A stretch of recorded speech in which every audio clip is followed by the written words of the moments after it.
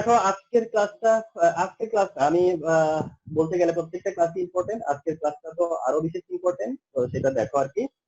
তো চেষ্টা করব যে এই টপিকটা, আজকের ক্লাসের যে টপিকটা আমি কাজ করতেছি, পুরো টপিকটা যেন আমি আজকের ক্লাসে শেষ করতে পারি আর কি। হ্যাঁ, তো সেরকম আমরা চেষ্টা করে যাবো আর কি, যে যেন টোটালটাই আজকের ক্লাসের মধ্য দিয়েই উঠে আসে, মানে এই কনসেপ্টটা যেন অন্য ক্লাসের সাথে আর না চলে যায়। এটা হচ্ছে common ion effect. Common ion effect,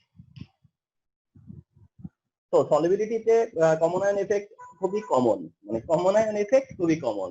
তো খুবই কমন একটা টপিক, সেটা হচ্ছে কমন আয়ন এফেক্ট। সলিবিলিটিতে শুধু না, আসলে কমন আয়ন এফেক্টটা ওভারঅল ডিফারেন্ট ডিফারেন্ট জায়গাতেও দেখবা যে এই কমন আয়ন এফেক্ট নিয়ে কথা হয়। ওভারঅল কমন আয়ন এফেক্ট ব্যাপারটাই অনেক ইম্পর্টেন্ট। তো আমরা সেই ব্যাপারটাই একটু শেয়ার করতে চাচ্ছি আজকে। হোপ আজকের ক্লাস থেকে তোমরা ক্লাস শেষে যেন আমি ক্লিয়ারেন্স পাই যে সবাই এটা বুঝে নিত। ওকে, তো ফার্স্ট অফ অল আসো যে কমন আয়ন এফেক্ট যদি বলা হয় যে what is common ion effect, তাহলে তোমার অ্যান্সার কি? দা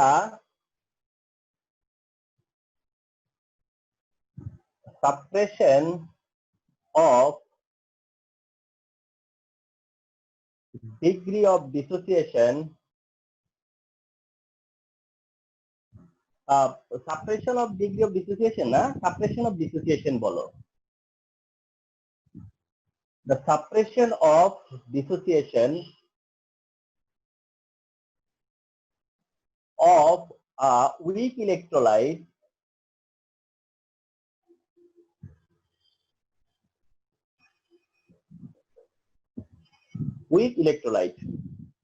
আচ্ছা, the suppression of dissociation of a weak electrolyte in presence of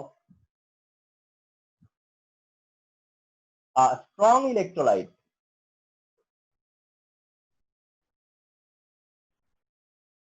where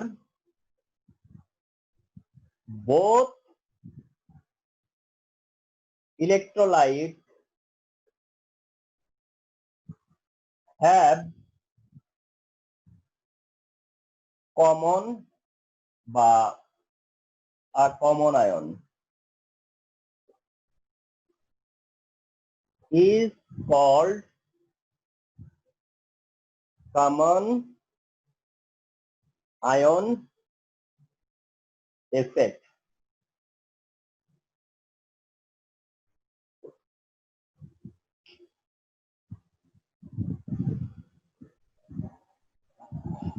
এখনই একবার বলে মানে অভ্যাসটা তৈরি করে ফেলো, বা এই একবার বলে তুমি হ্যাবিচুয়েট হয়ে যাও। কি বলতেছ?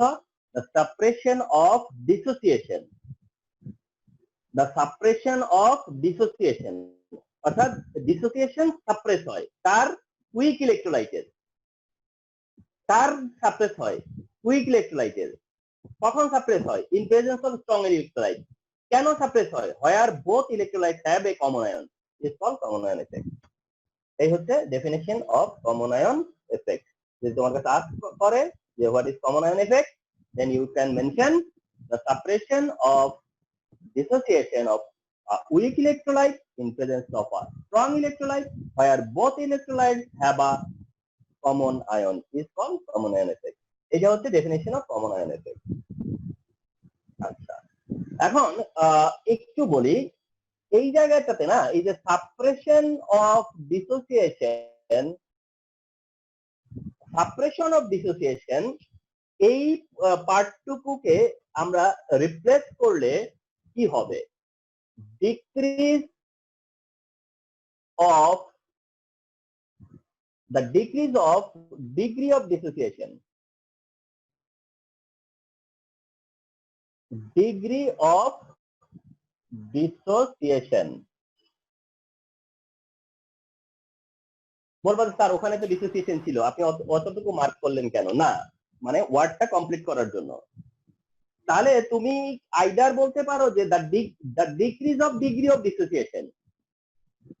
কারণ কি জানো, এই ডিগ্রি অফ ডিসোসিয়েশন কিন্তু একটা ওয়ার্ড, মানে একটা জিনিসকে মিন করতেছে, সেই জন্য ডিগ্রি লিখে ডিসোসিয়েশন আরেক জায়গা থেকে আমি নিব এমনটা না। তাহলে দুইটা ইনক্লুসিভ, কি সেটা? দ্য সাপ্রেশন অফ ডিসোসিয়েশন, এটা মানে কি বুঝায়? সাপ্রেশন অফ ডিসোসিয়েশন, অর্থাৎ তার ডিসোসিয়েশনটা সাপ্রেস হয়, ডিসোসিয়েশনটা সাপ্রেস হয়। আরেকটা হচ্ছে the decrease of degree of dissociation, অর্থাৎ ডিগ্রি অফ ডিসোসিয়েশন ডিক্রিজ হয়। ডিগ্রি অফ ডিসোসিয়েশন মানে তার ডিসোসিয়েশন হওয়ার অ্যাবিলিটিটা সেটা ডিক্রিজ হয়, একই তো, ইনক্লুসিভ। তাহলে the decrease of degree of dissociation, অর্থাৎ তার ডিগ্রি অফ ডিসোসিয়েশন যেটা সেটা কি হয়? ডিক্রিজ হয়, ওটা ডিক্রিজ হয়। অথবা তার ডিসোসিয়েশনটা সাপ্রেস হয়, তার উইক ইলেকট্রোলাইটের, কার কারণে হয়? স্ট্রং ইলেকট্রোলাইটের কারণে হয়। কখন হয়? যদি তাদের মধ্যে কমন আয়ন থাকে। এই হচ্ছে কমন আয়ন এফেক্টের definition. This is the definition of common ion effect. এটাই হচ্ছে কমন আয়ন এফেক্টের ডেফিনেশন। ওকে, তো this is the definition of common ion. For example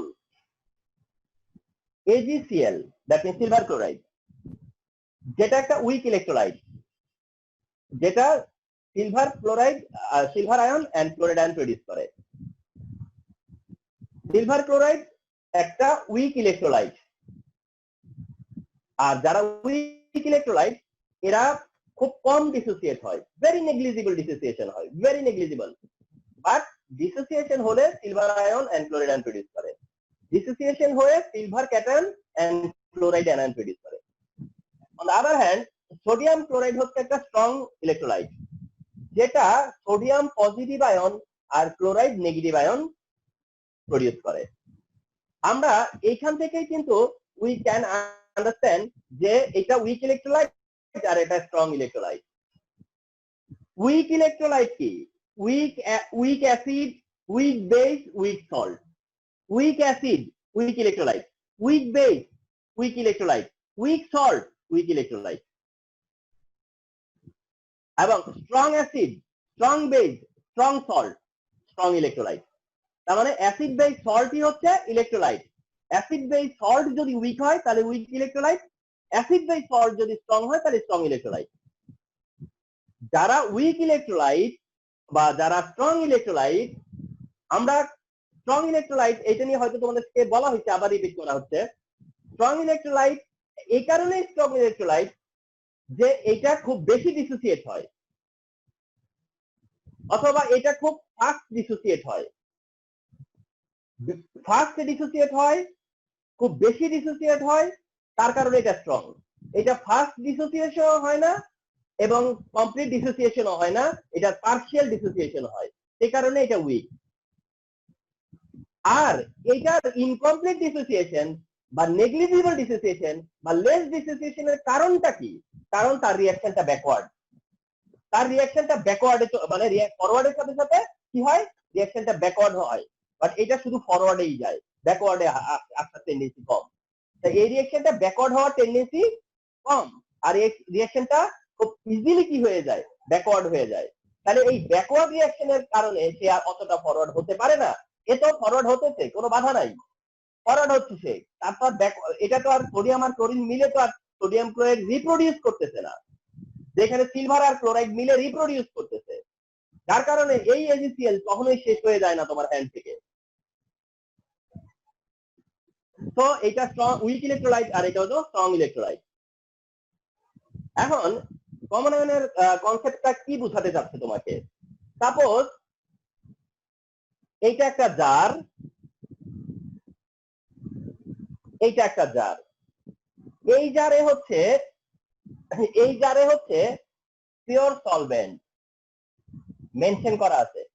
এবার একটু বলি তোমাদেরকে যে কোন জারে যদি পিওর সলভেন্ট মেনশন থাকে তাহলে এটা বুঝে নিবা যেটা আছে ওয়াটার সলভেন্ট, মানে only water. Pure solvent mention করার অর্থটা দাঁড়ায় যে এটা হচ্ছে ওয়াটার, মানে ওয়াটার সলভেন্ট হলে আমরা বলি হচ্ছে পিওর সলভেন্ট।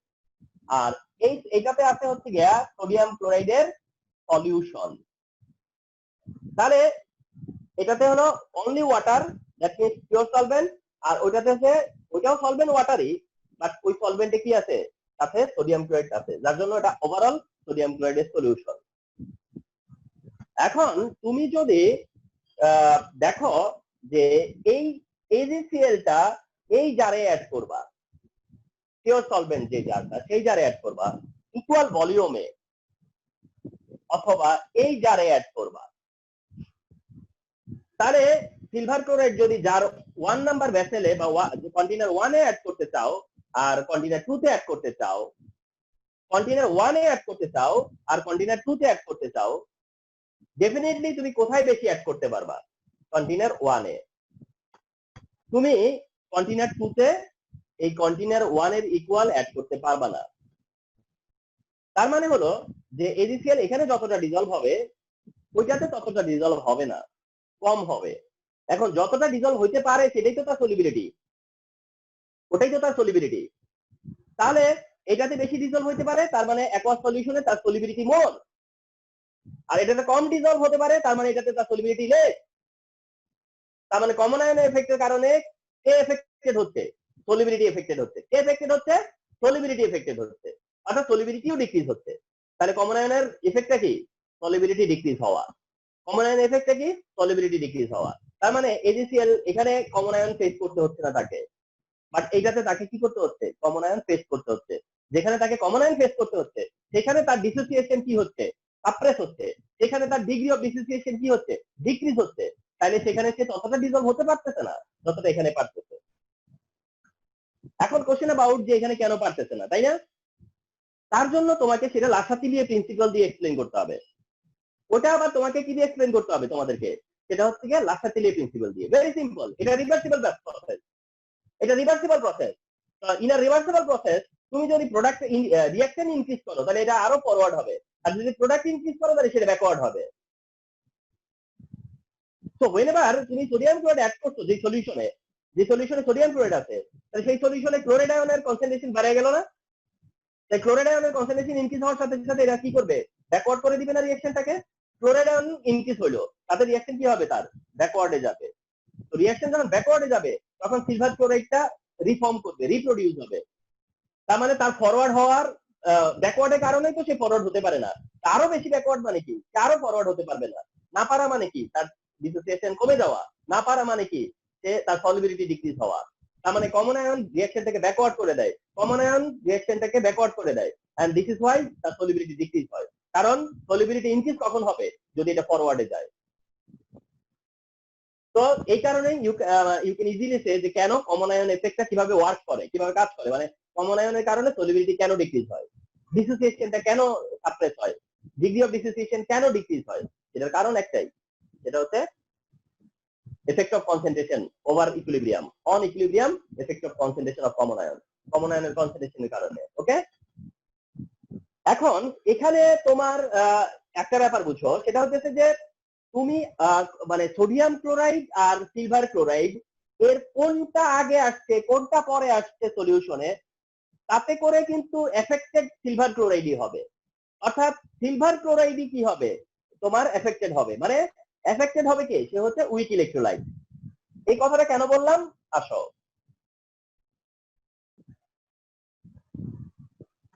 এমন একটা ঘটনা তুমি চিন্তা করো, এমন একটা ব্যাপার তুমি থিঙ্ক করো যে সাপোজ এই জারে AgCl তার যতটা ডিজলভ হওয়ার ততটা ডিজলভ হয়ে আছে। AgCl তার যতটা ডিজলভ হওয়ার ততটা ডিজলভ হয়ে আছে। দ্যাট মিন্স এটা একটা AgCl এর স্যাচুরেটেড সলিউশন, এটা সিলভার ক্লোরাইডের স্যাচুরেটেড সলিউশন। এখন সিলভার ক্লোরাইডের স্যাচুরেটেড সলিউশনে তুমি যদি NaCl অ্যাড করো, তার মানে এবার AgCl আগে থেকেই বসে আছে, পরে তুমি NaCl অ্যাড করতেছো, তাতে করে সলিবিলিটি কি NaCl এর বাধা পাবে? না, NaCl এসে তার ওই সিলভার ক্লোরাইডের সলিবিলিটিটাকে কমিয়ে দিবে। তো অ্যাজ এ রেজাল্ট কি হবে? এটা স্যাচুরেটেড সলিউশন ক্রিয়েট করে রাখছে, তাহলে তুমি যদি সোডিয়াম ক্লোরাইড অ্যাড করো, সোডিয়াম ক্লোরাইড অ্যাড করার কারণে due to common ion effect silver ক্লোরাইডের সলিবিলিটি ডিক্রিজ হবে। আর সিলভার ক্লোরাইডের সলিবিলিটি ডিক্রিজ হওয়ার কারণে তোমার অবজারভেশন কি হবে? মানে এখানে কি হবে তখন? তোমাদের অবজারভেশন কি, যেখানে কি হবে তখন বলো কেউ একজন? সো রিঅ্যাকশন আনচেঞ্জড থাকবে। মানে আমি আবার রিপিট করে কোশ্চেনটা করতেছি। সিলভার ক্লোরাইড স্যাচুরেটেড সলিউশন, এটা সিলভার ক্লোরাইডের স্যাচুরেটেড সলিউশন, এটা এর মধ্যে যদি আমি সোডিয়াম ক্লোরাইড অ্যাড করি তাতে হবেটা কি? অ্যাজ এ রেজাল্ট কি হবে তখন? সেখানে সলিউশনের মধ্যে কি কি ভিজিবল হবে, অথবা তোমার এই সলিউশনের অবজারভেশনটা কি? বলো কেউ একজন, ট্রাই করো। সিলভার ক্লোরাইডের স্যাচুরেটেড সলিউশন, তুমি NaCl অ্যাড করবা। NaCl এর কাজ কি? কমন আয়ন এফেক্টের কারণে AgCl এর সলিবিলিটি কমিয়ে দিবে, তাতে করে সলিউশনের মধ্যে তোমার ভিজিবল বা তোমার তোমার একটা তোমার হচ্ছে অবজারভেশন থাকবে। সেই অবজারভেশনটা কি? প্রেসিপিটেট ফর্ম করবে, AgCl যেহেতু আবার মানে আনডিজলভ হয়ে যাচ্ছে। হ্যাঁ, মানে রিপ্রোডিউস হবে। and this is 100% accurate answer. Okay, this is the answer what I wanted. তার মানে কি হবে? AgCl এর প্রেসিপিটেট ফর্ম করবে তখন। দ্যাট টাইম AgCl এর কি হবে? প্রেসিপিটেট ফর্ম করবে, কারণ যদি AgCl রিপ্রোডিউস হয় সে তো তার স্যাচুরেটেড সলিউশনে ছিল, রিপ্রোডিউস হইলে তো সেটা কি হয়ে যাবে? ওভার স্যাচুরেটেড হয়ে যাবে। তার মানে এটা একটা এফেক্ট। আচ্ছা, তার মানে এটা একটা এফেক্ট। আরেকটা কি, যে ওইটা তো সেটা তো দেখালামই, NaCl আগে থেকেই আছে, AgCl অ্যাড করতে চাচ্ছো, তাহলে দুই ভাবে এফেক্টেড হচ্ছে, ঠিক না? তার মানে AgCl থাকা অবস্থায় NaCl অ্যাড করলে প্রিসিপিটেট হবে, তাহলে এটা কমন আয়ন এফেক্ট। AgCl এর স্যাচুরেটেড সলিউশনে যদি NaCl অ্যাড করা হয় তাহলে AgCl প্রিসিপিটেট হবে, এটা কমন আয়ন এফেক্ট। আর সোডিয়াম ক্লোরাইডের সলিউশনের মধ্যে AgCl আমি ততটা অ্যাড করতে পারবো না যতটা অ্যাকোয়াস সলিউশন অ্যাড করতে পারি, এখানে প্রিসিপিটেট হবে না, কিন্তু এখানে কি হবে? যতটা অ্যাড করতে পারতাম অ্যাকোয়াস সলিউশন হইলে ততটা অ্যাড করতে পারতেছি না, তাহলে এটাও কি কমন আয়ন এফেক্ট। তো কমন আয়ন এফেক্টের কারণে প্রিসিপিটেট হইতে পারে, আর একটা হচ্ছে কমন আয়ন এফেক্টের কারণে আমি যতটা ডিজলভ করতে পারতাম বা যে সাবস্টেন্সটা তার যতটুকু সলিবিলিটি ততটুকু সলিবিলিটি হবে না বা ততটুকু ডিজলভ হতে পারবে না। তো এরকম এটা অনেকটা বলতে পারো যে pre effect post effect, pre effect post effect, এরকমটা আর কি অনেকটা। তো দুইটাই হচ্ছে because of common ion effect, because of common ion. তো এই হচ্ছে গিয়ে কমন আয়ন এফেক্ট যেটাকে আমরা বলি, এটা হচ্ছে common ion effect. Okay, G sir. at 25 degrees Celsius temperature and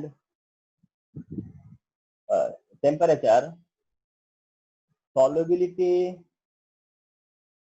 product of barium sulfate is 1.9 into 10 inverse 15. Calculate the solubility in 1 aqueous solution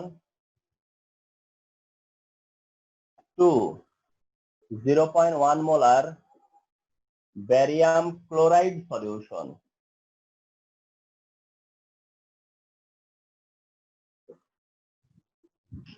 তো আমরা এটা সলভ করবো। হ্যাঁ, কি বলা হচ্ছে যে at 25 degree Celsius temperature solubility product of barium sulfate is 1.9 into 10 to the power minus 14. Calculate the solubility, মানে তোমাকে solubility ক্যালকুলেট করতে হবে ইন, এখানে দুইটা কন্ডিশন দিয়ে দিয়েছে, অ্যাকোয়াস সলিউশনের সলিবিলিটি কত আর 0.1 মোলার ব্যারিয়াম ক্লোরাইড সলিউশনে solubility কত। So there are two parts of this math. তার মানে এটাকে তোমরা কিভাবে নিবা জানো, আমি বলে দিচ্ছি। এটাকে নিবা যে তার মানে এখন থেকে, মানে প্রিভিয়াস ক্লাস তো যা দেখার দেখছোই, বাট ফ্রম নাও মনে রাখবা যে যখনই বলবে ক্যালকুলেট দা সলিবিলিটি, যখনই করতে চেষ্টা করবা সলিবিলিটি ক্যালকুলেশন, তখন তোমাকে আগে খুব কেয়ারফুলি চেক করে নিতে হবে যে এটা কি উইদাউট কমন আয়ন নাকি উইথ কমন আয়ন। তুমি কি করতে চাচ্ছ, এখন যেটা করতে চাচ্ছ সেটা কি উইদাউট কমন আয়ন করবা না উইথ কমন আয়ন করবা, এটা কিন্তু স্টেপ দেখে বুঝে নিতে হবে। ওকে, আচ্ছা, তো এখানে আমার অ্যাকোয়াস সলিউশনে করার মানেটা বুঝবো যে কিন্তু উইদাউট কমন আয়ন, আর যখন ওই যে কোনো একটা সলিউট দিবে তখন বুঝবো যে এটা হচ্ছে উইথ কমন আয়ন। ওকে, তো ফার্স্ট পার্ট আসি। ফার্স্ট পার্ট, কার সলিবিলিটি ক্যালকুলেট করতে বলছে, কার? হুজ? ব্যারিয়াম সালফেটের। ব্যারিয়াম সালফেটের ডিসোসিয়েশন কি করে হয়? ব্যারিয়ামের 2+ আর সালফেটের 2-। ব্যারিয়ামের হচ্ছে 2+ আর সালফেটের হচ্ছে 2-। তাহলে এটা হচ্ছে গিয়ে ব্যারিয়াম সালফেট, যার থেকে ব্যারিয়াম আয়ন সালফেট আয়ন হবে। তুমি সলিবিলিটি ক্যালকুলেট করবা হচ্ছে ব্যারিয়াম সালফেটে। আচ্ছা, ব্যারিয়ামের সলিবিলিটি এস, সালফেটের সলিবিলিটি কত? এস। তাহলে এরপরে কি? কেএসপি। আর কেএসপি ইকুয়াল টু কি? ক্যাটায়ন আর হচ্ছে anion, concentration of cation and concentration of anion. তাহলে এটা যদি এস হয় ওটাও এস, তাহলে এস এর কি হয়? স্কয়ার। তাহলে কেএসপি ইকুয়াল টু কি আসলো? এস এর স্কয়ার। কেএসপি হচ্ছে এস এর স্কয়ার আসলো। আচ্ছা, তো কেএসপি যদি এস এর স্কয়ার এসে থাকে তাহলে আমাকে কি করতে হচ্ছে? S calculate. তাহলে এস ক্যালকুলেট করলে root over of KSP. Root over of KSP মানে কেএসপি কত? 1.9 10 ইনভার্স কত? 15 রুট 4.35 10 ইনভার্স 8, 4.35 10 ইনভার্স 8। আর সলিবিলিটির ইউনিট হচ্ছে মোল পার লিটার। তাহলে এটা হচ্ছে ফার্স্ট পার্ট, অ্যাকোয়াস সলিউশনের সলিবিলিটি। এটা হচ্ছে ফার্স্ট পার্টটা না, অ্যাকোয়াস সলিউশনের সলিবিলিটি। অ্যাকোয়াস সলিউশনের সলিবিলিটি, তাহলে অ্যাকোয়াস সলিউশনের সলিবিলিটি মানে এরকম বের করবা। হ্যাঁ, আচ্ছা, এটা ফার্স্ট পার্ট। এবার আসুন সেকেন্ড পার্টে। এবার হচ্ছে সেকেন্ড যেটা, 0.1 মোলার ব্যারিয়াম ক্লোরাইডের সলিবিলিটি। 0.1 মোলার ব্যারিয়াম ক্লোরাইডের সলিবিলিটি। তাতে করে সলিবিলিটি তো তারই, মানে ব্যারিয়াম সালফেটেরই। তো ব্যারিয়াম সালফেট থেকে আমি ব্যারিয়াম 2+ পাবো আর সালফেট 2- পাবো। এইবার ব্যারিয়ামের নিচে এস লিখবো না, এস প্লাস 0.1 লেখা লাগবে। কেন লিখছি বলো?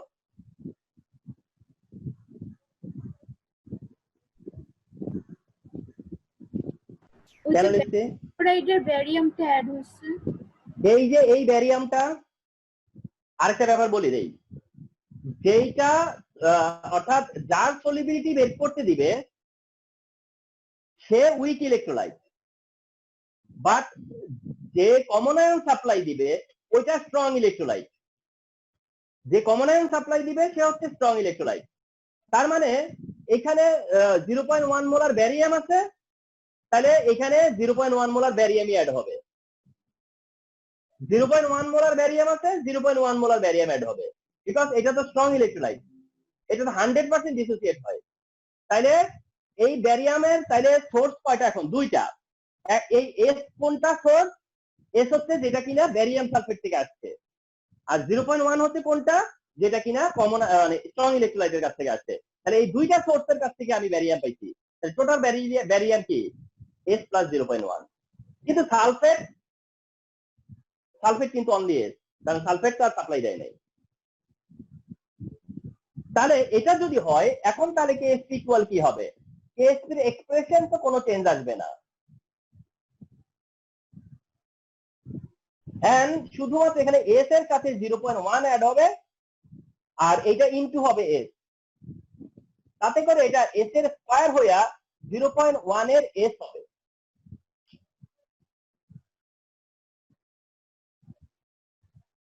এস এর স্কয়ার তো থাকবে, আগেও ছিল, তার সাথে 0.1 এস অ্যাড হইছে। 0.1 এস অ্যাড হইছে। এখান থেকে তোমাকে এস ক্যালকুলেট করতে হবে, এখান থেকে তোমাকে এস ক্যালকুলেট করতে হবে। এখন তোমাদের জন্য এখানে একটা অ্যাডভান্টেজ আছে, যে এই এস ক্যালকুলেট করবার জন্য তোমরা একটা অ্যাডভান্টেজ নিতে পারবা। সেটা হচ্ছে এইটা, s square can be ignored. s square can be ignored. s square কে কি করা যাবে? ইগনোর করা যাবে। s square কে ইগনোর করা যাবে। কিন্তু স্যার ইগনোর কেন করব? হ্যাঁ, আমি সেই কথাই আসতেছি। দুইটা জিনিস, এক হচ্ছে ইগনোর কেন করব, আর একটা হচ্ছে যে ইগনোর করা যায় কিনা, মানে ইগনোর করাটা ভ্যালিড কিনা। ইগনোর করব কেন, ভ্যালিড কিনা। অবশ্যই ভ্যালিড বলে ইগনোর করা যাচ্ছে। প্রথম আসলে কেন ইগনোর করব? ইগনোর এই জন্য করব ক্যালকুলেশনটাকে সিম্পল করার জন্য। অর্থাৎ আমার s স্কয়ার প্লাস 0.1s আছে, এখান থেকে s ক্যালকুলেট করা কি একটা কমপ্লেক্স ম্যাথ হয়ে যাবে না? তো বেটার আমি এই s স্কয়ার কে ইগনোর করে 0.1 এর s দিয়ে s ক্যালকুলেট করব, সিম্পল হয়ে যাবে। কিন্তু সিম্পল করতে যায় কি আমি ভ্যালিডিটি লস করি কিনা সেটা তো দেখতে হবে। এখন তোমরা খেয়াল করো, যখন ksp ইকুয়াল টু s এর স্কয়ার, তখন তো ইগনোর হয় নাই, আর তখন ইগনোর করার প্রশ্নই উঠে না এবং প্রয়োজনও ছিল না। এখন ইগনোর করা যাচ্ছে। এই যাওয়াটার কারণ, ইগনোর করার কারণটা হচ্ছে যে এ 0.1 এর রেসপেক্টে ইগনোর করতেছো। 0.1 এখানে থাকার কারণে এটাকে ইগনোর করা যাচ্ছে। মানেটা কি জানো? মানেটা হলো, মনে করো কোন একটা ভ্যালু যদি 0.1 হয়, কোন একটা ভ্যালু যদি 0.1 হয়, তার যদি স্কয়ার করো তাহলে সেটা 0.01 হয়। তাহলে ভ্যালু বাড়লো না কমলো? কমলো। আরো কমলো না? তার মানে কি জানো? তার মানে স্মল যদি স্কয়ার করো তাহলে সেটা কি হবে? আরো ছোট আরো হবে। স্মল হবে, আরো স্মল হবে। এই সলিবিলিটিটা হচ্ছে কি খুব মানে এমনিতে সলিবিলিটি খুব স্মল একটা ম্যাগনিটিউড, সলিবিলিটি খুবই স্মল ম্যাগনিটিউড। এই কারণে এর এই সলিবিলিটি যার হেডে যত পাওয়ার থাকবে সে তত বেশি নেগলিজিবল ভ্যালু তার। যেই এস এর উপরে যত বেশি পাওয়ার থাকবে সেটা তত স্মল সলিবিলিটি, এবং সেটার সেই সলিবিলিটি তত স্মল, সেটা তত নেগলিজিবল ভ্যালু। কিন্তু সবসময় নেগলেক্ট করা যায় না। নেগলেক্ট এখন করা গেছে কারণ তার পাশে 0.1 আছে, তার পাশে 0.1 আছে, অর্থাৎ 0.1 এর তুলনায় সে অনেক ছোট। 0.1 এর তুলনায় সে খুবই ছোট, যার কারণে এখন নেগলেক্ট করা যায়। এন্ড এরে ধরে তুমি যেই সলিবিলিটি পাবা, এরে না ধরে তুমি সেই সলিবিলিটি পাবা। মনে করো বিষয়টা যদি এমন হয় যে তুমি এস স্কয়ার কনসিডার করে, এস স্কয়ার কনসিডার করে সলিবিলিটি হিসাব করে পাইছো, কথার কথা 1.9 ইন্টু 10 ইনভার্স পাবা হচ্ছে গিয়া এস স্কয়ার কে কনসিডার করে, এস স্কয়ার কে কনসিডার করে তুমি পাইছো হচ্ছে 1.9001 into 10 to the power minus হচ্ছে যায়া তোমার ধরো 14, 1.9001 তারপরে 10 টু দ্য পাওয়ার মাইনাস 14 পাইছো। কখন পাইছো জানো? যখন এস স্কয়ার কে নিয়ে তুমি ক্যালকুলেশন করতে গেছো। আর এস স্কয়ার ছাড়া ক্যালকুলেশন যখন করছো তখন পাইছো 1.9 ইন্টু 10 ইনভার্স 14। তাতে কি যায় আছে? এর জন্য কি তোমার আমি কি পানিশমেন্ট দিব?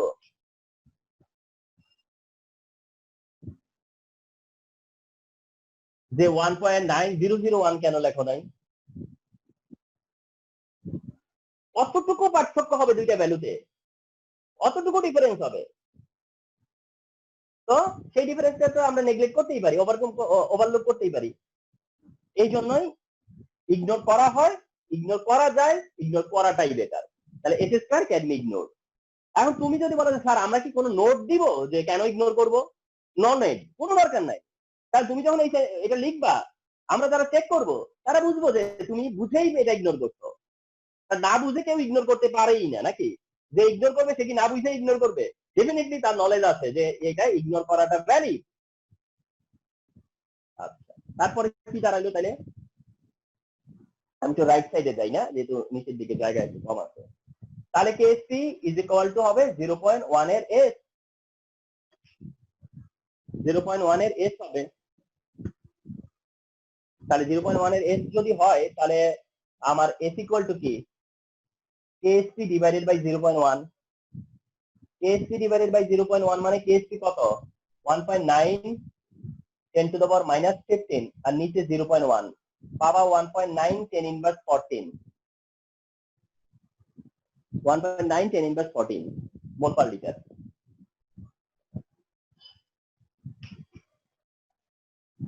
1.9 10 inverse 14 মোল পার লিটার আসলো। আচ্ছা তাহলে অ্যাকোয়া সলিউশনে কত আসছিল? 4.35 10 ইনভার্স কত ছিল জানো? 8 মনে হয় না? যখন অ্যাকোয়া সলিউশন তখন কত ছিল? 4.35 10 ইনভার্স 8 ছিল। আর ওই এখন কত হইছে? 1.9 10 ইনভার্স 14। তাইলে আগে বেশি ছিল না? আগে কত ছিল? বেশি ছিল না?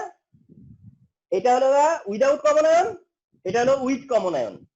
এটা হলো উইদাউট কমন আয়ন আর এটা উইথ কমন আয়ন। তাহলে উইদাউট কমন আয়ন সলিবিলিটি কি মোর দেন উইথ কমন আয়ন। তার মানে এই সলিবিলিটি কমলো কেন? Because of common ion.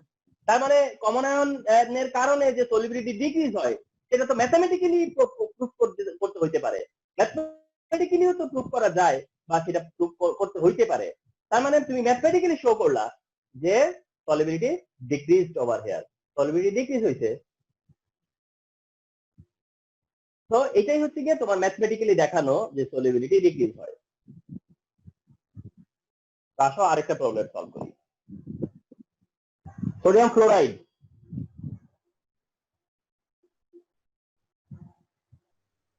Aqueous solution.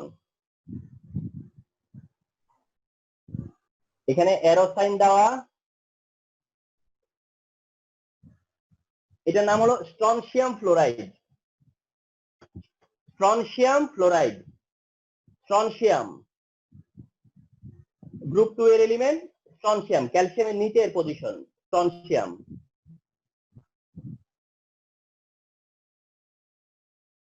এটাও তাই, স্ট্রনশিয়াম ফ্লোরাইড।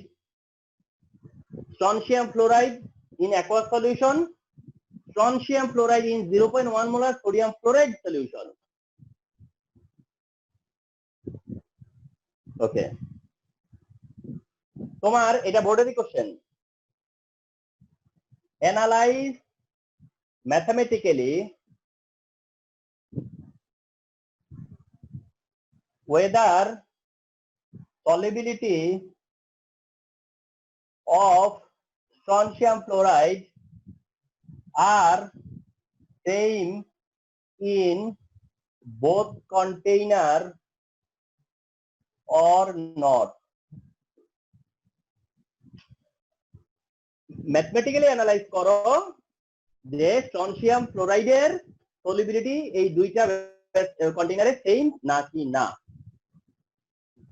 আচ্ছা, এটা কি দেওয়া থাকবে? কেএসপি অফ স্ট্রনশিয়াম ফ্লোরাইড, মানে স্ট্রনশিয়াম ফ্লোরাইডের সলিবিলিটি প্রোডাক্ট দেওয়া থাকবে। এটা মনে করো 1.4 ইনটু 10 ইনভার্স 11, 1.4 ইনটু 10 ইনভার্স 11। আচ্ছা, তো এখন এটা তো কি মানে সেম টু সেম যেটা প্রিভিয়াস তার মতোই তো না? ওকে, তো এটা জাস্ট প্রিভিয়াস যেটা করলাম ওই রকমই না? অর্থাৎ তুমি কন্টিনিউ 1 এর সলিবিলিটি বের করা মানে হচ্ছে উইদাউট কমন আয়ন, আর এটাতে সলিবিলিটি বের করা মানে হচ্ছে কি উইথ কমন আয়ন। এটা কেন করলাম? ফর মোর প্র্যাকটিস, জাস্ট কিছু না, ফর মোর প্র্যাকটিস বা for different type of salt, সেই জন্য করা। তো এখানে একটা সলিবিলিটি ডিটারমিন করব, আবার এখানেও সলিবিলিটি ডিটারমিন করব। এন্ড তোমার অবজারভেশন কি? Without common ion, with common ion, right? তো আসো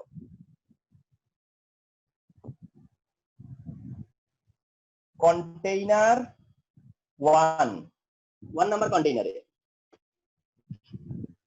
আচ্ছা, 1 নাম্বার কন্টেইনারে যদি হয় তাহলে কার করব?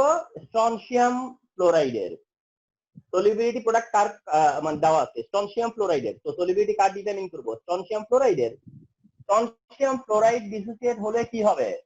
স্ট্রনশিয়াম হচ্ছে 2+ আর 2F মাইনাস, তাহলে স্ট্রনশিয়াম আয়ন হবে আর ফ্লোরাইড আয়ন হবে। স্ট্রনশিয়াম আয়ন হবে আর ফ্লোরাইড আয়ন হবে। স্ট্রনশিয়াম হচ্ছে 2+ আর ফ্লোরাইড হচ্ছে 1-। তার মানে একটা ক্যাটায়ন দুইটা অ্যানায়ন হচ্ছে। যেহেতু উইদাউট কমন আয়ন তাহলে এটা যদি এস হয় তাহলে এটা কি হয় টুয়াইস এস, যেহেতু উইদাউট কমন আয়ন তো এটা এস আর ওটা হচ্ছে 2, এই জন্য টুয়াইস এস। এখন তার কারণে কেএসপির এক্সপ্রেশন কি হবে, স্ট্রনশিয়াম ক্যাটায়ন আর ফ্লোরাইড হচ্ছে অ্যানায়ন। মোল নাম্বারটা কোথায় যায়, পাওয়ারে। এটা পাওয়া হয়েছে এস আর ওইটার জায়গায় পেয়েছিলাম হচ্ছে 2s, তার আবার কি স্কয়ার, তাহলে কি পাচ্ছি 4s এর কিউব। তাহলে আমি প্রিভিয়াস ক্লাসে কি বলেছিলাম যে কেএসপি ইকুয়াল আমরা পাইতে পারি এস এর স্কয়ার, কেএসপি ইকুয়াল পেতে পারি 4s এর কিউব, কেএসপি ইকুয়াল পেতে পারি নরমালি 27s টু দি পাওয়ার 4, অথবা কেএসপি ইজ ইকুয়াল টু পেতে পারি 108s টু দি পাওয়ার 5, যেটা নিয়ে প্রিভিয়াস ক্লাসে কথা হয়েছে যে এস এর স্কয়ার হবে, 4s এর কিউব হবে, 27s টু দি পাওয়ার 4 হবে, 108s টু দি পাওয়ার 5 হবে। তো এখানে কোনটা হইছে তার মধ্যে 4s কিউব। এখন 4s কিউবের থেকে আমি এখন s ক্যালকুলেট করব। s ক্যালকুলেট করব, s লেফটে নিয়ে আসলে cube root over of KSP divide হচ্ছে 4, তাহলে cube root over of KSP value 1.4 10 inverse 11 দিচ্ছি, হ্যাঁ, আর হচ্ছে 4,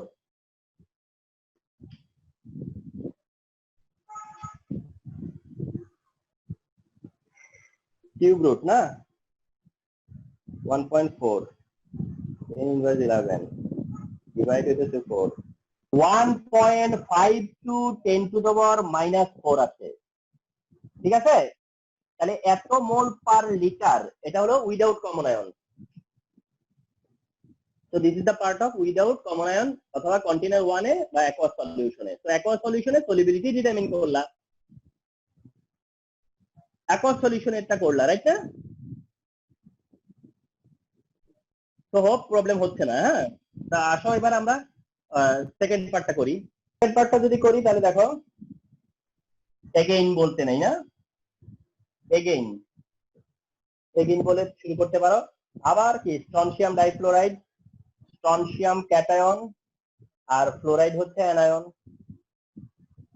আচ্ছা, এবার এটা এস, এটা তো এটার সাথে কি কমন আয়ন আছে?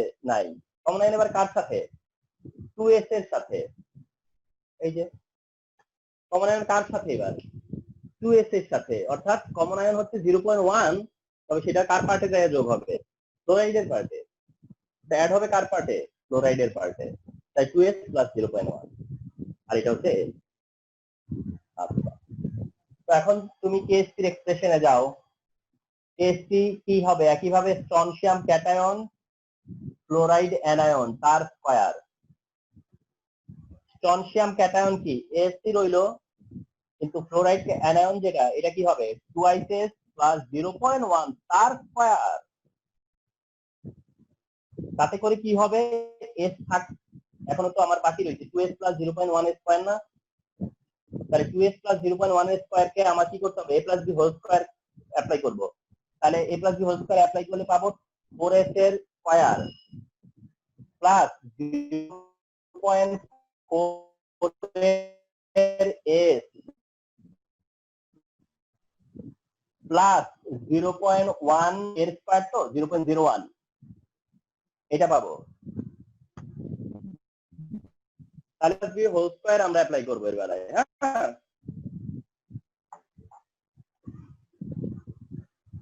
তো a plus b whole square apply করতেছি, হ্যাঁ।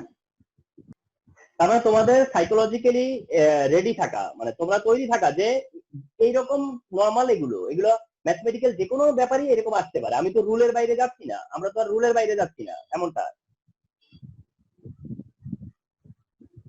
আচ্ছা, তাহলে এটা এখন তুমি ব্র্যাকেট থেকে বের করে আনলে এটা কি এস এর সাথে মাল্টিপ্লাই হয়ে 4s কিউব হবে, এস এর সাথে মাল্টিপ্লাই হইয়া 0.4 এর এস এর স্কয়ার হবে, এস এর সাথে মাল্টিপ্লাই হইয়া এটা 0.01 এস হবে। কিন্তু তোমরা অনেকটা বেঁচে গেছো যে এইরকম যাই হোক না কেন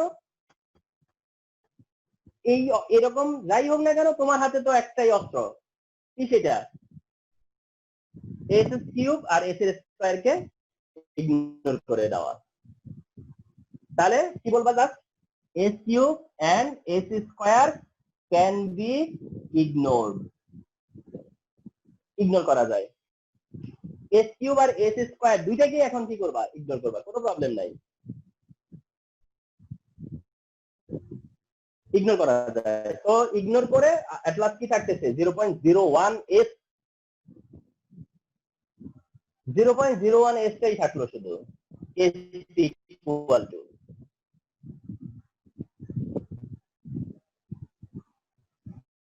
তাহলে আমরা এটা একটু মুছিয়ে দিচ্ছি। তাহলে কেএসপি ইকুয়াল রইল 0.01 এস, 0.01 এস। তাতে করে এস ইকুয়াল টু কি? কেএসপি ডিভাইড 0.01 এন্ড কেএসপি কত? 1.4, 10 ইনভার্স কত? 11, নিচে 0.01, তাতে 1.4 ইনটু 10 ইনভার্স কত হবে? 9 and attomole per liter। তো ম্যাথমেটিক্যালি দেখানো হইলো যে উইদাউট কমন আয়ন সলিবিলিটি কত ছিল? সেটা 5.12 10 ইনভার্স ছিল হলো 4, আর এখন 1.4 10 ইনভার্স 9। তার মানে সলিবিলিটি কি হয়েছে? ডিক্রিজ হয়েছে, বাট সলিবিলিটি সেম না। বোথ কন্টেইনারে solubility are not same, because of common ion. সেটা ম্যাথমেটিক্যালি দেখালা। তো এটাই অ্যাকচুয়ালি এগুলো, এটা হচ্ছে তোমার কমন আয়ন এফেক্ট। এন্ড এই কমন আয়ন এফেক্ট থেকে যদি ম্যাথ আছে তাহলে এটাই আছে, এগুলি আছে। ম্যাথমেটিক্যালি বেশিটা অ্যাপ্লাই হয় তো ম্যাথমেটিক্যালি। তাহলে 1 মার্ক কমন আয়ন এফেক্ট এমন একটা টপিক, 1 মার্ক কোশ্চেন হয় what is common ion effect.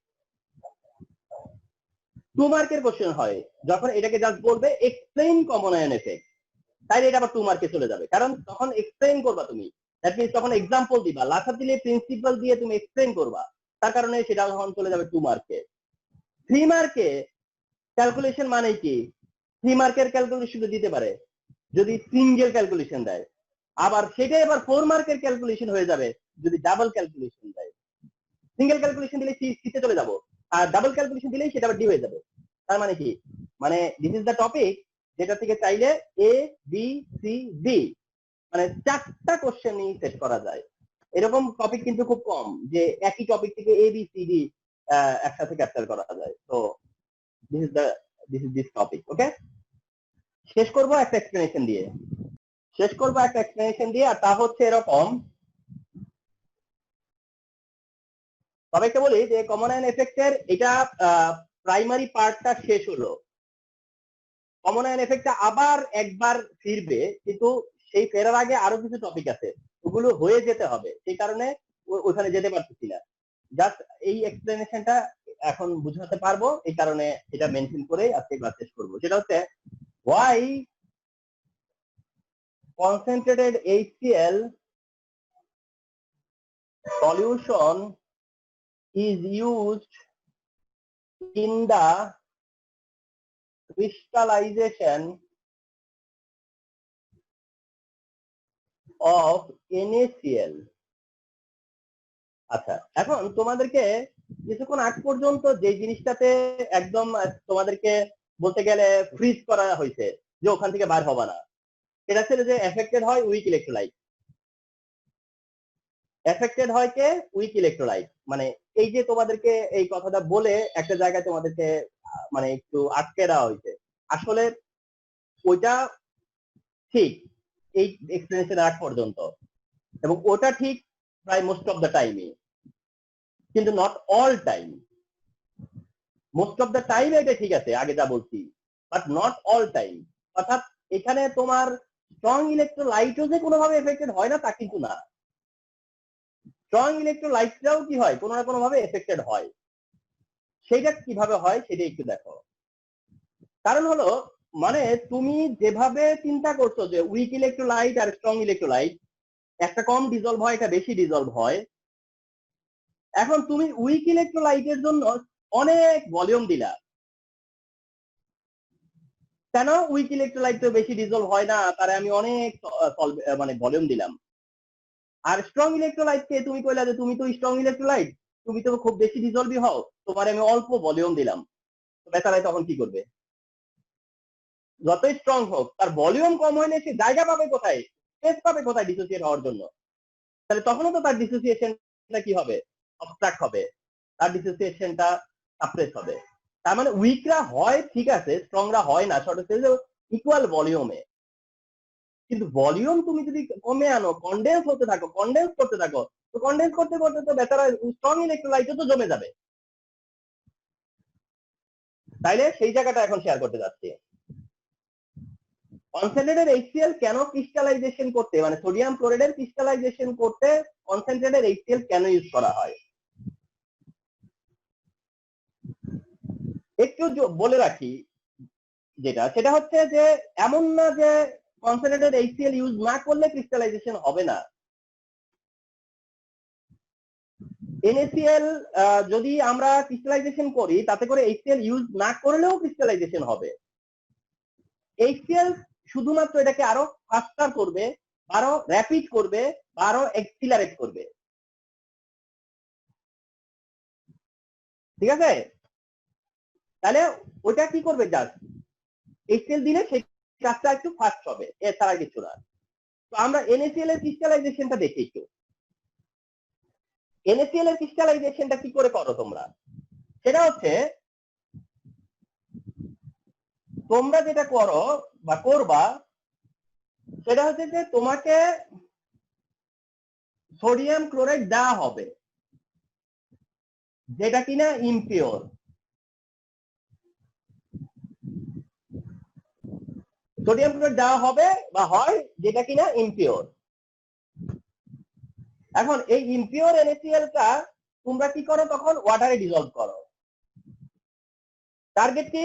ওয়াটারে dissolved হলে সোডিয়াম ক্লোরাইড যেহেতু highly soluble, sodium chloride dissolved হবে, আদার পার্টিকেল যারা ইম্পিউরিটি এটা ডিজলভ হবে না। তারপরে তুমি কি করবা? ফিল্টার করবা। তুমি কি করলা? ফিল্টার করলা।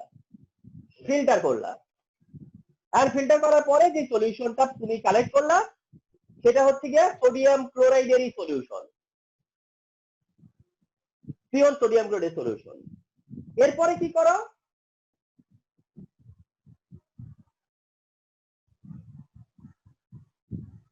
এরপরে কি করো তোমরা?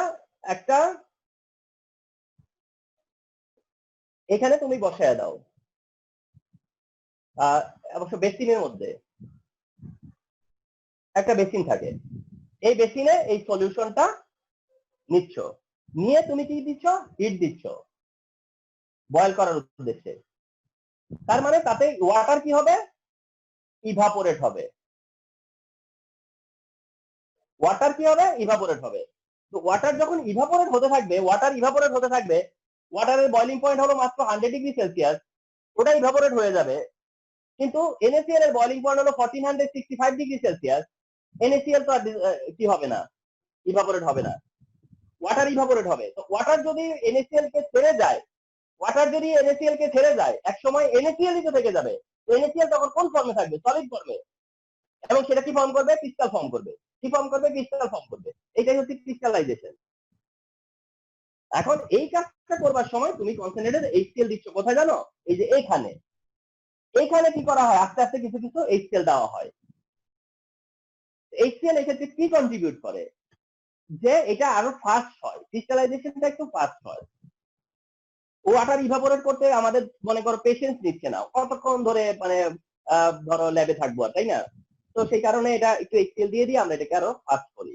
এখন এই কাজটা, এখন সোডিয়াম ক্লোরাইড যখন ক্রিস্টালাইজেশন হয় তখন অ্যাকচুয়ালি হয় কি? ওয়াটার ইভাপোরেট হয়। তো ওয়াটারের মধ্যে কি ছিল?